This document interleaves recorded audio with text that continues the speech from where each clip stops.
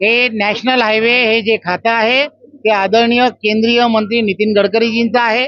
कोकणातली एक सुपुत्र म्हणून त्या ठिकाणी प्रामाणिकपणे तो रस्ता व्हायला हवा, त्यामधल्या अडचणी दूर करण्याचा प्रयत्न करतोय आणि प्रयत्न करणार, यात काही शंका नाही। आणि एक गोष्ट लक्षात घेतली पाहिजे, ज्यांनी या संदर्भात सांगितलं, सार्वजनिक बांधकाम म्हणून त्यांच्या मुलाच्या भागांमध्ये आदरणीय मुख्यमंत्री एकनाथराव शिंदेजी, आदरणीय देवेंद्रजी आणि अजितदादा या तिघांच्या सरकारच्या माध्यमातून हजारो कोटी रुपये हे त्यांच्या विकास कामासाठी दिलेत, हे ते विसरतायत। त्यांनी त्याबद्दल माझं खरं तर अभिनंदन करायला हवं।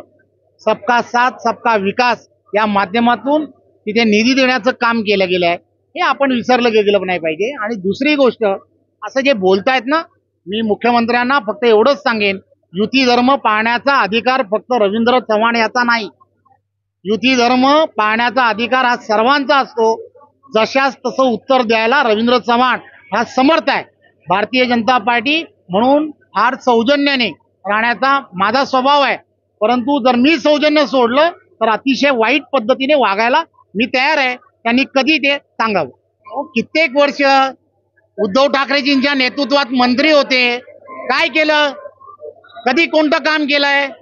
एक काम करून दाखवलंय असं दाखवा ना। एक काम केलंय, मी हे काम केलंय 35-40 वर्षामध्ये। काय केलंय? काहीच कोकणासाठी केलं नाही। आणि मोठमोठ्या हुशाऱ्या करत असाल तर चालणार नाही। ते उद्धवजी होते, त्यांनी त्यांना फार महत्व दिलं, आता कोण महत्व देणारे राहिले नाहीत, विसरून जा आता ते सगळं।